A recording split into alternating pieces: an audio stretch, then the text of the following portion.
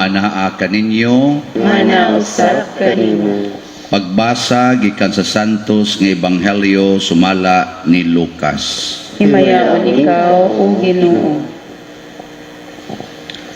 Samtang nagpadayon pagpanaw sa Jesus ug ang iyang mga tinun-an, nahiabot sila sa usa ka balangay diin may usa ka babayi nga ginganlag Marta nga miabi-abi kaniya didto sa iyang balay. May igsuon siyang babayi nga ginganlag Maria nga naglingkod sa tiilan sa Ginoo ug namati sa iyang gitudlo. Si Marta nagkapuliki sa daghan niyang buluhaton, busa miduol siya og miingon, Ginoo, dili ka ba manumbaling nga gipasagdan man lamang ako sa akong igsuon sa tanang buluhaton sa balay? Agdaha siya pag-ari aron pagtabang kanako. Ang Ginoo mitubag kaniya, ay kanimo Marta, naguol og nahingawa ka sa daghang mga butang, nga unta usaraman ang gikinahanglan. Nakapili si Maria sa labing maayo, ug walay makakuha niini gikan kaniya. Ang Ebanghelyo sa Ginoo. Daygon ikaw, O Kristo.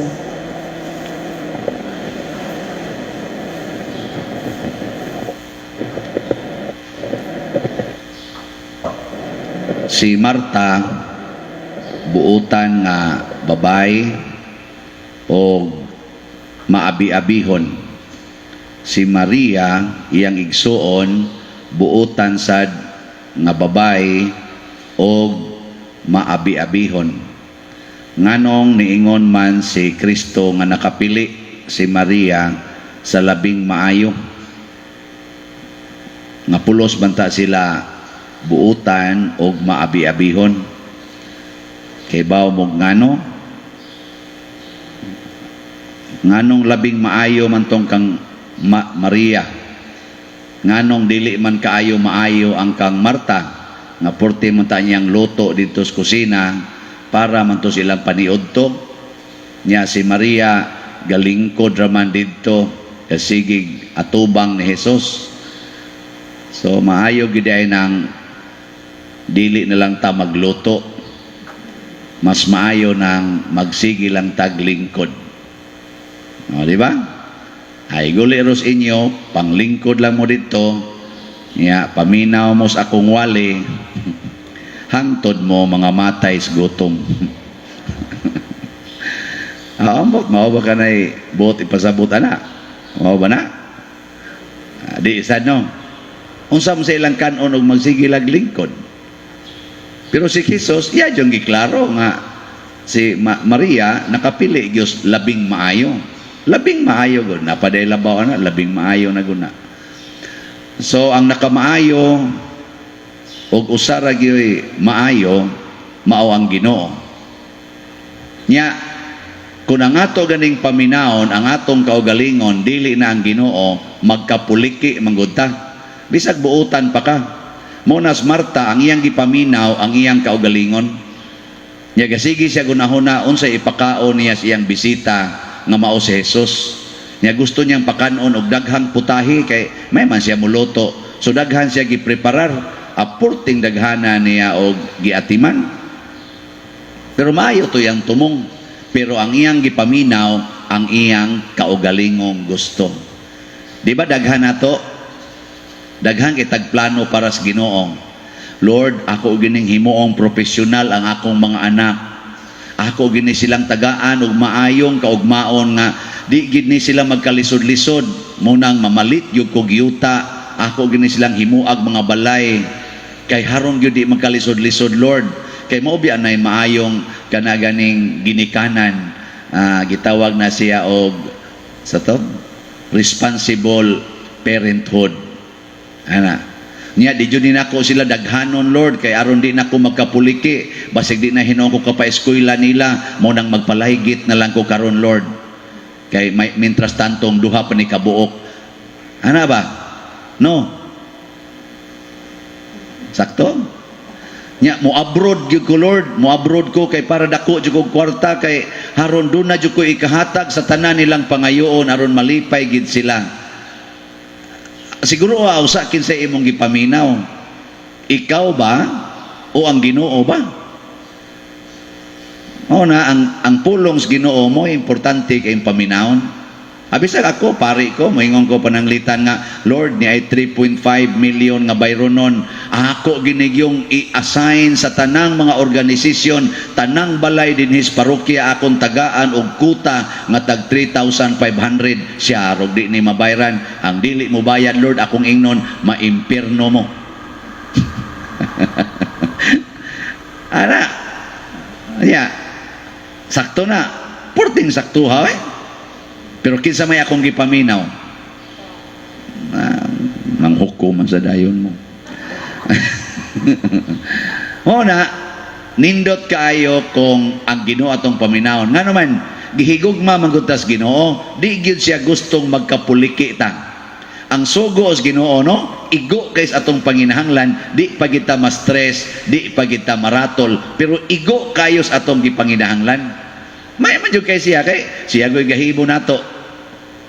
Mao bitaw sa unang pagbasa si San Pablo kadtong gatuo siya sa Ginoo pero ang iyang kaugalingon iyang gipaminaw kay purti gid niya kanang agresibo jud kay siya nga pagkahudiyo ba iyang kaugalingon iyang gipaminaw ang resulta matud pa niya iyang gilutos sa way ko kaluoy si Kristo ug ang iyang mga sumusunod yun ang ana iya nanong nalutos ang Ginoo tungod sa iyang pagka-sinsiro o pagka-zilos sa pagkamainiton sa iyang pagtuo. Kaya ang iya man kaugalingon iyang gipaminaw.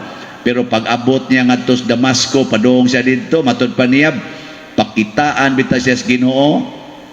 Sa kinsa man ka, ako si Jesus na imong gilotos. Naminaw na siya. Unsa may imong gusto, Lord, nga akong buhaton. Lakaw ngadto sa Damasco, tuay taong gahuwat nimo didto nya paminaw sa tanan niyang isulti dito sa Ananias katong pari dito sa Damasco nga 40 taong tago kay gapaingon na si Saulo pa man to iyang ni Pablo 14 taong tago giingnan sa Jesus oy kaning Ananias adtua sa balay nga kaning balaya kay tua dito si Saulo siya Lord mao man ay akong gilikayan kay patyon mamiana imo na nung kong padtuon sa sundalan ko naminaw sa Ananias ang resulta matud pang San Pablo nahimo siyang apostol ug magsasangyaw sa kanhi iyang gilutos nya relax na kay siya wan siya maratol bisan pag gipriso siya gibato siya gidaog-daog siya gisalikway siya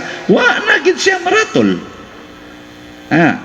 at istingin na ninyo paminaw usas Ginoo nya una lihok mao bitaw to nga niingon man kuno nga love offering nya bisag pila lay inyong gusto nya tanaw nako jutay man kaayo ang ning hatag og love offering 5 naman lang kaadlaw nako kani do na gid ni tingali mensaheng Ginoo mo to naminaw kos Ginoo Lord unsa may imong gusto nganong jutay man kay ni daghan gug kayo ning naminaw dinis online ing siya kuan man na importante ana nila kana amang mahibaw sila unsay imong gusto kay malipay man na silang muhatag sa imong gusto mo to akong giingnan ang akong gusto nga naatay 3,500 ka 1,000 diyan nga na 3,500 ka 1,000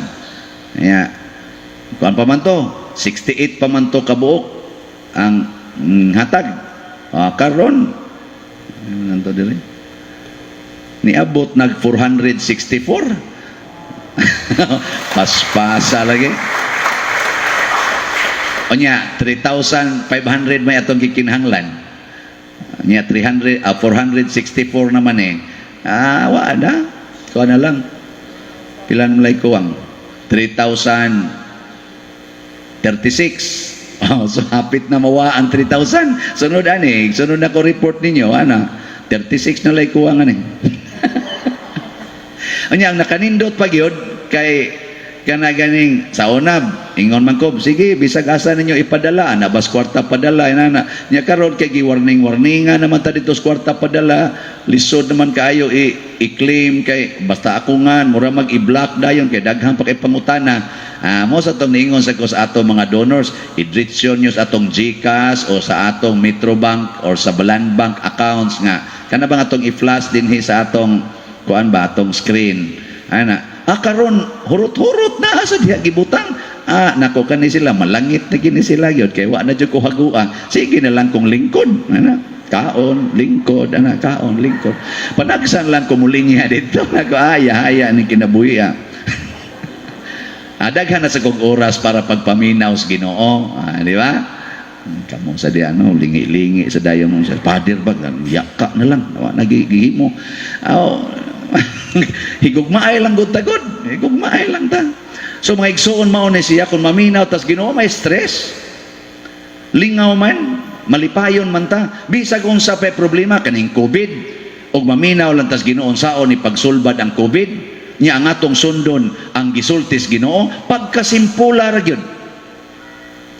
Simple kayo gisugo ang Ginoo. Unsa may sugo sa Ginoo nato para mawa ning COVID? Hunonga ang inyong mga sala. Tanang klase sala hunonga kanang COVID wagtang na. Muhunong na mo na yung sigig pamalikas. Muhunong na mo na sigig paghigugma ng kwarta, higugma ng yuta, kadao anang imong balay, kadao anang imong mga bugas.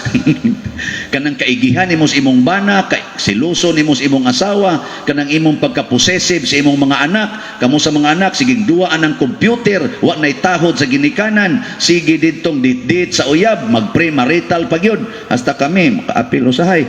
Unya, sige na tana manghunong tana. Sa manghunong ta kanang sige na tong pamaka. Manghunong tana, wagtang ning COVID kanang atong kalaway siging tan-aw na mga porn diha anang naang internet siging pangawat, siging suyop, siging hubog-hubog, siging sugal, siging kinabitay, muhunong na tana. Hunongan na, wagtang ning COVID, usara na kapag pamilok. Clear na ni tibok kalibutan. Mudayon mo sa taging, hindi mada, padiri, bisag ikaw na, padiri, di mada. O dili mada, o sa man. Padayon ta nga mag-antos. Padayon ta nga luman ta og dagmal sa yawa kay kada nato himo og sala matod pa ni propeta Isaías bato limot na magugis sa gasulti kada nato himo og sala giimbitar nato ang yawa aron mosud sa atong kaugalingon og ang madagmalon the destroying power of Satan will operate in our lives. The destroying power gubuon kita kada nato himog sala kada sad nato hinulsol bisag maghilak pata kada nato biya aning atong pagkaluuran kining atong pagkadali kayo nga kanang pagka-demanding kanang atong pagkakusog kaayo nga ako gi special ana kada nato hunong ana malinaw na sad kay ta relax kay ta wa na tay sakit maboost pang atong immune system bisag wa pa kay tumaron anang unsa nang paboost das immune system. Gid mo mutuo mura mag mong itutok na malano mo nako so sige ari na lang tas pag-ampos katilingban.